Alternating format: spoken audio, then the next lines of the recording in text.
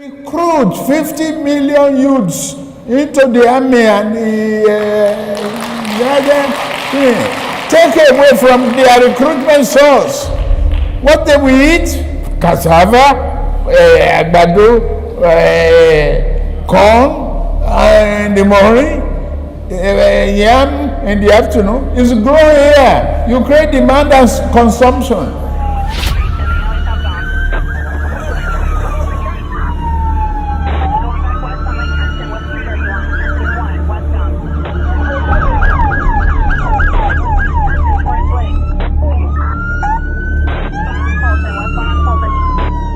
On October 11, 1990, federal agents from the U.S. Drug Enforcement Administration knocked on the front door of 460 Taft Place in the city of Gary, Indiana.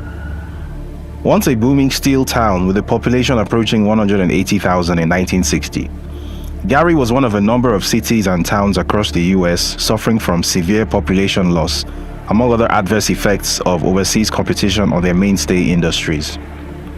From having over 30,000 employees at its peak in 1970, the city's main employer, U.S. Steel Gary Works, retained just 6,000 employees in 1990. Under these circumstances, this city and its 77% African American population were witnessing explosive growth in one of the only industries guaranteed to boom under such difficult circumstances. 42-year-old Lee Andrew Edwards was one of the entrepreneurs who had found a place in the heroin trafficking business, and by all accounts, he had done very well for himself. With the proceeds from his illegal business, he had bought 2 residential homes, including 460 Taft Place, an apartment building, a liquor store, and a new car, all paid for with cash. Now, according to court records from the United States Court of Appeals 7th Circuit, the DEA agents arrived at the property to execute a search warrant after a 7-month FBI investigation involving Edwards' brother, Jimmy, had implicated him as the narcotics kingpin of Gary. Edwards did not open the door for the agents, who were forced to break into the house. He then fired 3 gunshots at them, after which he surrendered. DEA agents found weapons including a carbine rifle, thousands of dollars in cash, drug prepping equipment including a triple beam scale, and several grams of cocaine and heroin powder in the house. He was later sentenced to life in prison, but not before something about his business operation came to the fore. Federal investigators had determined that Edwards' heroin supply came from a Nigerian drug dealer in Chicago called Abiodun Agbele. Abiodun had earlier agreed to work for the feds in exchange for lighter sentencing, and as part of the plea deal, he revealed everything he knew about the heroin trade in Chicago. Located at the junction of 4 states with a combined population exceeding 27 million at the time, Chicago was a key trafficking hub in the American heroin trade, and as it turned out, the wholesale trade of an especially potent form of heroin from Southeast Asia in 1990 Chicago was controlled by Nigerian criminal gangs. The following excerpt is taken from the January 2001 Illinois Drug Threat Assessment published by the U.S. Justice Department's National Drug Intelligence Center. Nigerian criminal groups are responsible for wholesale distribution of most of the SEA heroin shipped into Chicago. SEA heroin, which is 80 to 90% pure, is being sold by Nigerian traffickers for $80,000 to $110,000 per kilogram. Wholesalers in Chicago usually sell heroin without cutting it to minimize the handling of the product and their exposure to law enforcement. Now, Agbele himself was no criminal mastermind, however. As he testified under oath, that honor belonged to a man who went by the name of Adegboyega Moise Akonde, who was apparently his uncle. Shortly after Agbele's arrival in the US, Akonde had taken him under his wing and showed him the ropes of wholesale heroin trafficking. When Akonde returned to Nigeria in mid-1990, Agbele was left in charge of selling regular heroin shipments from Nigeria to Lee Edwards and delivering the profits to his uncle. In the meantime, the Nigerian-led heroin trade in Chicago fed an addiction epidemic that became so bad that it changed local health and law enforcement practices. For the first time, providing addicts with free access to safe syringes and needles to ensure that they did not share them and possibly spread HIV became a core focus of public health policy. In other words, SEA heroin from Nigeria was so potent and addictive that public health policy in Chicago shifted away from trying to make heroin addicts stop using altogether to merely ensuring that they used safely. A notable organization that did such outreach work with heroin addicts was the Chicago Recovery Alliance. While researching this story, I reached out to its current executive director, John Werning, to get a sense of how the heroin epidemic changed law enforcement practices from the 1990s to date in Chicago. And his comments were very predictably grim. He said, "Heroin, of course, has consequences. But I think we would probably say that the more major impact is the draconian laws around how heroin was policed. I think that it's pretty well established that there was a very specific targeting of folks who use drugs generally, but also heroin in particular, and it was mostly targeted toward the policing of black and brown communities. That's not specific to Chicago. I think that's across the nation. But just in general, I think there was a lack of compassion by government entities to give people access to the treatment that they need, or non-violent drug possession and mandatory minimum sentencing. I mean, there's a ton of different aspects of this that absolutely eviscerated populations, particularly marginalized populations in Chicago, and that's probably the advocate's view on this. Now, whether or not that can be translated into a comment about the international drug trade, and specifically from, you said, Nigeria, I just don't know. But that's definitely more like domestic politics than international. Now, while all of this is going on, there was an interesting subplot taking place in the background. An accountant living in the Chicago area who worked for Mobil Oil Nigeria with a declared monthly income of $2,400 had just deposited over $1.4 million in the bank. He had no known source of income apart from his day job, but he had become friends with Akonde and Agbele, discovering one key piece of information in the process: drug dealers need accountants too. Soon, he will find himself holding and wiring money on behalf of a Nigerian heroin gang in Chicago. Fast forward a little bit to January 1992, and he will find himself the subject of a US federal investigation. Fast forward a bit further in the same year, and he would successfully run for office in Nigeria as a senator for Lagos West. Then another politician, also said to have ties to international drug trafficking, would successfully run for president in Nigeria on a controversial all-Muslim ticket in 1993. The election will be annulled, the politician will be jailed, and ultimately another Nigerian military coup will take place in 1994. This accountant will find himself exiled and working with the National Democratic Coalition, NADECO, to unseat a kleptocrat military dictator. Then the dictator would unexpectedly drop dead one day in 1998, followed in quick succession by the jailed politician with the alleged drug links. This accountant would return to Nigeria a hero and successfully run for governor of Lagos in 1999. The kleptocrat dictator's erstwhile bagman, who helped launder over $4 billion, would become the accountant's new best friend, as an erstwhile Chicago drug gang's loader would start his new lifetime mission of capturing Africa's largest subnational economy and turning it into his personal fiefdom. A major political opponent of the accountant would end up strangled to death in his bedroom 10 months to an election which his chosen candidate would go on to win. Said opponent's son would subsequently be offered a cushy job working for that candidate. He would accept the offer. And if you're already struggling to follow this unlikely sequence of events, don't worry, it gets worse. A US district court would seem like an odd place to begin this story, but this is no ordinary story.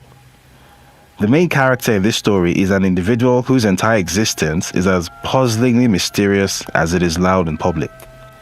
For at least 30 years, Bola Ahmed Tinubu has been at or near the grinding phase of frontline politics in Nigeria. Yet the peak 1 inch below the surface reveals just how little is actually known about this man, who some say is Nigeria's president in waiting. First of all, there is the age controversy. How old is the man really? What is his real date of birth? Short answer, no one actually knows. Like many Nigerians born into the less than auspicious circumstances that characterized his childhood in Iragbiji in Osun State, southwestern Nigeria, he himself may not even know. Similar controversy exists around what his actual name is. A popular theory is that Bola Ahmed Tinubu is an identity that he transitioned into at some point after moving to Lagos to live with his surrogate mother, Alhaja Abibatu Mogaji. The only thing every version of his life story has in common is that for the first 2 decades or so, he was apparently invisible and unmemorable. There are no childhood friends, there are no classmates, there are no neighbors, there are no colleagues that remember him. Sometime in the mid-1970s, however, he somehow materialized at the international airport in Lagos, holding a passport with a US visa and a one-way ticket to Chicago in hand. From his arrival in Chicago in 1975, his story then becomes easier to track and verify. So what do we know about this guy? We know that he spent 2 years gaining an associate degree at Richard J. Daley College in Chicago. From there, he proceeded on to Chicago State University, where he studied accounting, completing his bachelor's degree in 1979.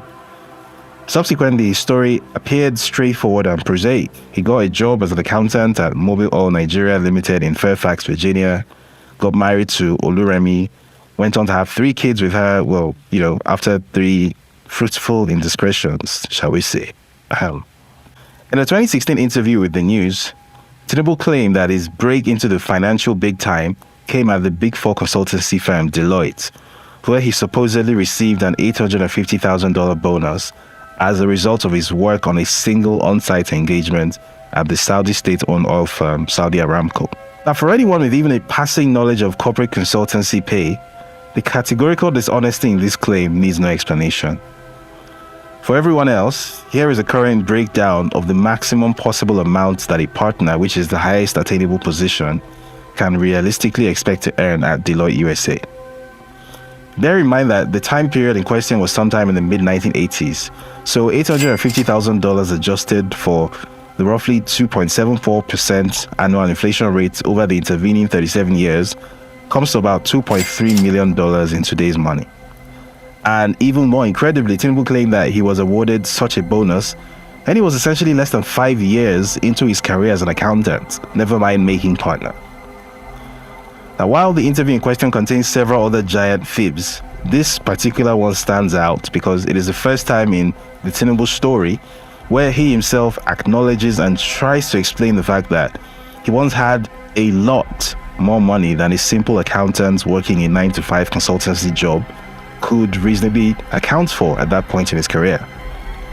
And you should keep that in mind because this becomes more important later on in the story. Now, in any case, one doesn't need an economic study or a Glassdoor salary survey to establish that Tinubu was blatantly lying about where the supposed $1.8 million sitting in his account came from. A document whose existence has long been teased and rumored but never quite properly dissected in public domain tells us all that we need to know. This document, which was obtained from the U.S. District Court of the Northern District of Illinois Eastern Division, contains damning information that Tinubu himself has spent the past 30 years trying to suppress, undermine, and ignore.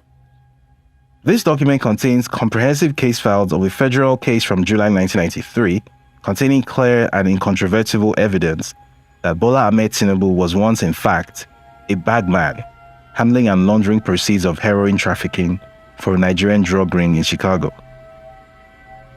Now, this is not the first time that the contents of this document have been reported, but other stories that have tried to report this story have typically not gone into the detail needed to drive home the point that the man who would be Nigeria's next president is, in fact, a drug criminal.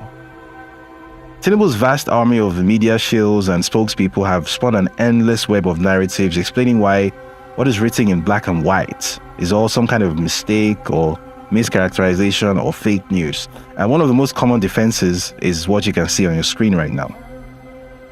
Taking advantage of a Nigerian knowledge gap that typically misunderstands how US federal investigations work, this kind of narrative has been floating around the Nigerian media space ever since Tinubu became Lagos State Governor in 1999. Now, explaining the efficiency of indictments in the US, H. Michael Steinberg, founder of the Steinberg Colorado criminal defense law firm, says, "What are the chances for a not guilty verdict if a federally charged criminal defendant takes the case to trial? Statistically, not very good. Currently, federal prosecutors tout above a 95% conviction rate. This is primarily due to the fact that most cases never make it to trial. Most defendants end up taking a plea bargain rather than risk a potentially much greater prison sentence which could be dealt them if they actually went to trial and lost." Now, what this means in other words is that America's feds are very good at their jobs, and the likelihood of a defendant in a federal case not being convicted is roughly 5%. Basically, not very good chances. So, could Tinubu perhaps have been part of that 5%? And if not, then what happened exactly that prevented a conviction? Among the dozens of documents in the case files, there's a sworn statement by IRS Special Agent Kevin Moss, who personally investigated Bola Tinubu's financial activities in the lead-up to Lee Edwards' arrest. Here, we reunite with our old friends Abiodun Agbele and Adegboyega Moise Akonde as we pick our way through our heroes' forbidden past. Now, in the interest of keeping this brief, here's a Cliff Notes version. The U.S. Attorney for the Northern District of Illinois, Michael Shepard, files a complaint for forfeiture of funds in bank accounts held by Tinubu as they hold proceeds of a heroin distribution organization headed by Adegboyega Moise Akonde. Tinubu's funds represent, and I quote, the proceeds of this operation or property involved in money laundering and the proceeds of narcotics trafficking. Shepard requests that the court adjudge and decree that the funds should be forfeited to the United States. Special Agent Moss has analyzed financial documents including bank statements, money orders, cashier's checks, tax returns, and, I quote, wire transfers of huge amounts of cash generated by individuals who are believed to be members of this heroin distribution organization. And he reaches a professional conclusion that the accounts controlled by Tinubu, and I quote, were involved in financial transactions representing proceeds of drug trafficking. The investigation, which began in 1988, has identified Adegboyega Moise Akonde and his nephew Abiodun Agbele as key figures in the trade and distribution of heroin. The investigation identifies the third individual working with the duo to launder their money as a certain Bola Tinubu. In December 1989, Akonde takes Tinubu to a First Heritage Bank to open an individual money account. On the application, Tinubu gives his address as 7504 South Stewart Avenue, Chicago, which is the same address that Akonde uses as his heroin trap house. Special Agent Moss discovers that Mrs. Oluremi Tinubu has previously opened a joint account at the same bank with Audrey Akonde, wife of Adegboyega Moise Akonde. On January 4, 1990, just 5 days after opening the account, Tinubu deposits $80,000 into it. On a subsequent credit application dated January 6, 1990, Tinubu states that he is an employee of Mobil Oil Nigeria Limited with a total monthly salary of $2,400 and no other sources of income. He gives his address as 7504 South Stewart and lists Akonde as his cousin. Despite earning just $2,400 a month with no other known source of income, bank records from First Heritage Bank show that over the course of 1990 alone, Bola Tinubu goes on to deposit $661,000 into his individual money market account, followed by a further $1,216,500 in 1991.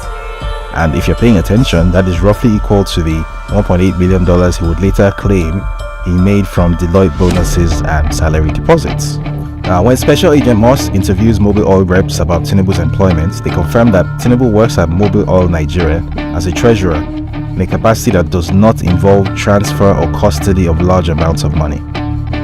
Moss also discovers that Tinubu has failed to file US income tax returns since 1984. On January 10, 1992, a court order is obtained to freeze some of Tinubu's bank accounts containing the suspected proceeds of heroin trafficking in excess of $1.4 million. On January 13, 1992, during a telephone conversation from Nigeria with Special Agent Moss, Tinubu admits to the agent that he knows Akonde and that he had previously wire transferred $100,000 to Akonde's account in Houston. Further, Tinubu says that the $80,000 he deposited into the First Heritage Bank came from Akonde. Tinubu also reveals that he had additional bank accounts in Fairfax, Virginia and London, UK. Speaking over the telephone with Special Agent Moss on January 14, 1992, Tinubu admits that he knows Agbele and that he met him through Akonde. Tinubu admits that he has associated with Agbele and Akonde in the US and in Nigeria. In this conversation, Tinubu denies having any additional bank accounts in the US. On January 24, 1992, following a seizure warrant to freeze over $500,000 of unexplained funds in Tinubu's Citibank account, Citibank discovers two additional bank accounts controlled by Tinubu under the name of Compass Finance and Investment Company Limited.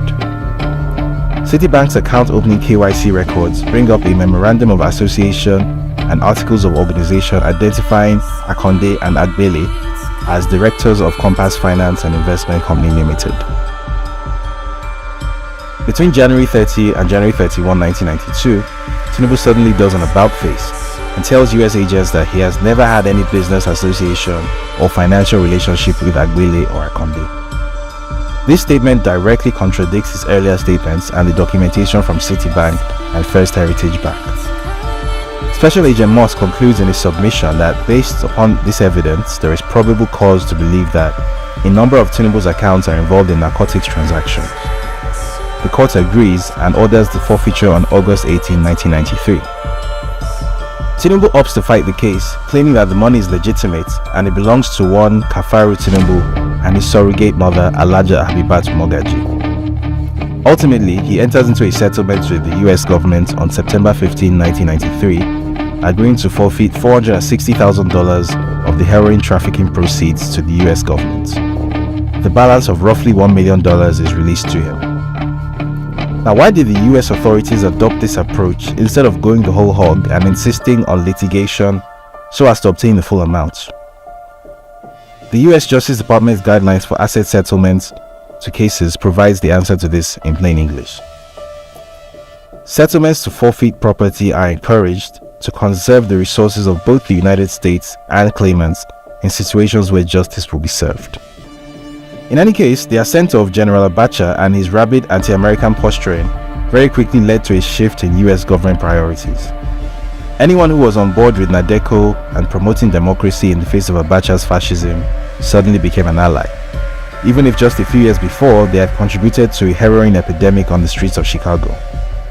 As anyone with some knowledge of the CIA-Contra crack cocaine affair would know, even Uncle Sam can turn a blind eye to drug dealers when they are working in his interests. Also remember, it was the 1990s. The 90s were a crazy time. At the time when Tinubu informed the US authorities that he was a lowly treasurer at Mobile, Nigeria on $2,400 a month, after having apparently been the world's most generously rewarded junior Deloitte accountant, he was doing some decidedly non-lowly things in the background. Now, while working on this story, a bit of research across US land registries threw up a few pearlers like this one from the Land Records Department at Prince George's County in Maryland. Now, on January 20, 1992, barely 10 days after IRS Special Agent Moss made first contact with Tinubu via telephone, Tinubu purchased a 4-bedroom, 3,016 square foot home at 10111 Limestone Court, Potomac, Maryland, for the miserly sum of $450,000, which he paid in full and upfront, by the way, no mortgage. Now, for reference, this is what this property looks like. This was about 10 days before he did his about-face to Agent Moss, denying having had any financial relationship with his heroin trafficking buddies, Agbele and Akonde. Now, the obvious question raised here is one about timing. Was Tinubu attempting to hide money from US authorities by parking it in real estate once he realized that they were onto him?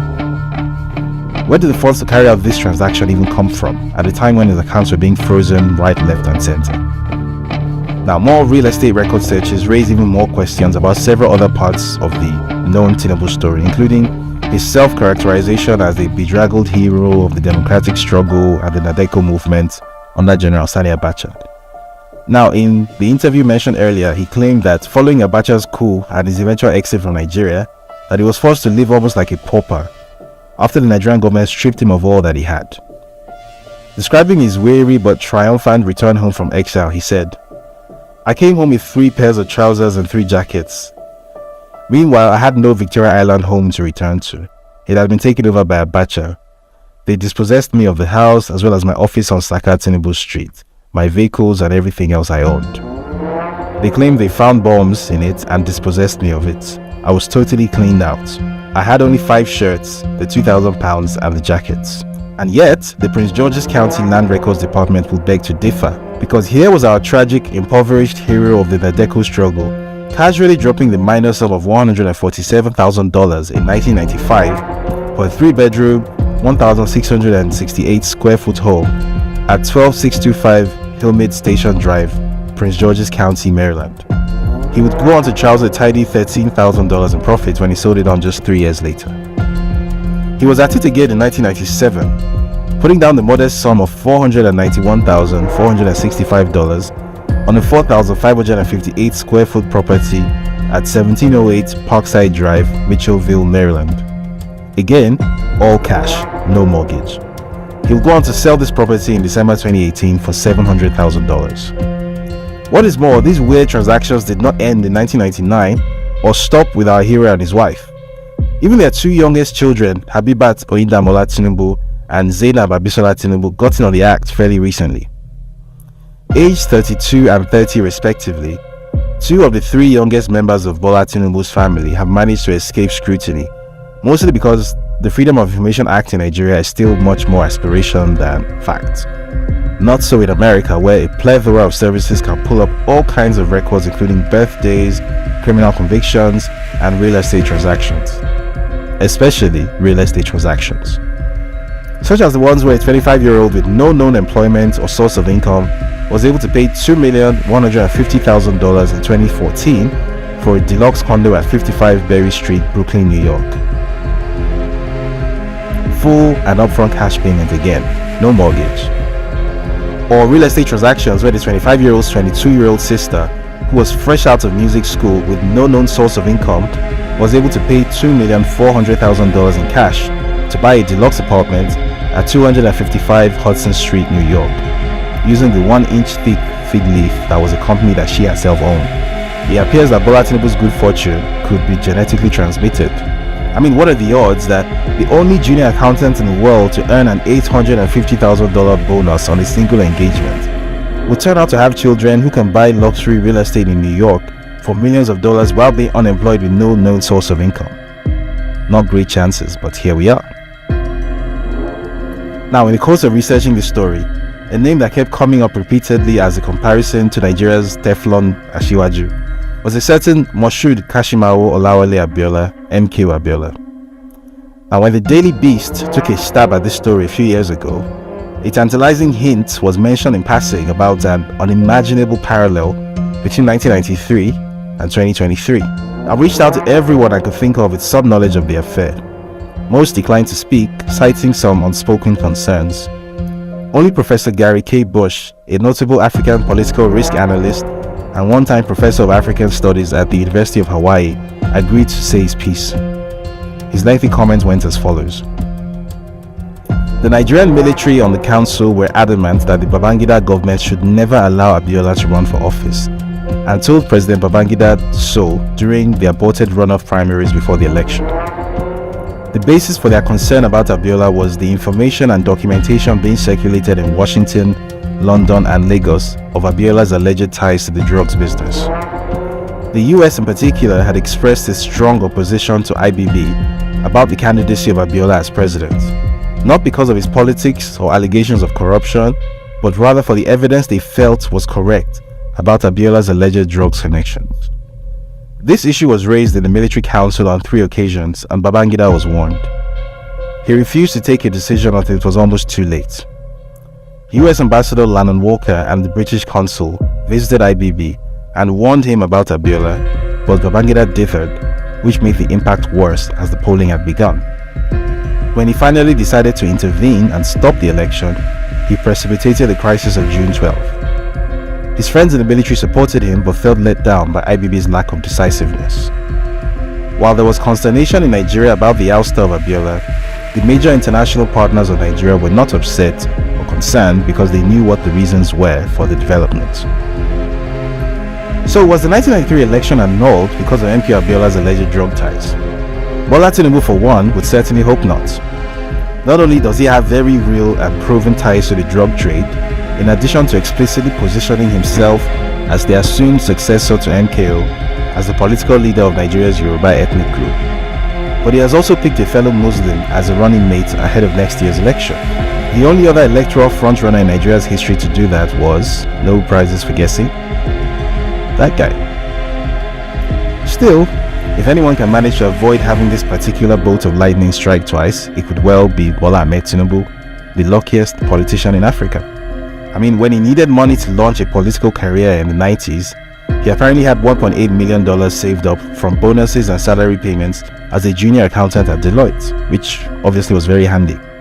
When his chosen successor as Lagos State Governor faced a near-certain electoral defeat in 2007, the more popular frontrunner coincidentally turned up dead inside his bedroom in Dolphin Estate, Ikoyi, one of the safest neighborhoods in Nigeria. He had been strangled to death. Naturally, the chosen successor then won the election, which was a happy coincidence. When he backed a candidate against the incumbent president in 2015, His good friend Gilbert Chaguri, the former kleptomaniac dictator's bagman, happened to have an excellent relationship with US Secretary of State Hillary Clinton. And she just happened to ignore recommendations from the State Department and US intelligence services to proscribe Boko Haram as a foreign terrorist organization, which effectively allowed it to gain critical mass and make the then government of the day even more popular. Naturally, his candidate duly won the election. Very lucky guy. When a former business partner, Dapo Akpara, took him to court over financial impropriety and money laundering at Alpha Beta Consultants, which is basically his little straw into the Lagos State government's treasury, the court became the first court in the history of Lagos State to burn to ashes and have all its files destroyed. The case was never refiled and it's currently being settled out of court, which is, of course, absolutely coincidental and very regrettable. The 1990s were a crazy time, and the 2020s are even crazier.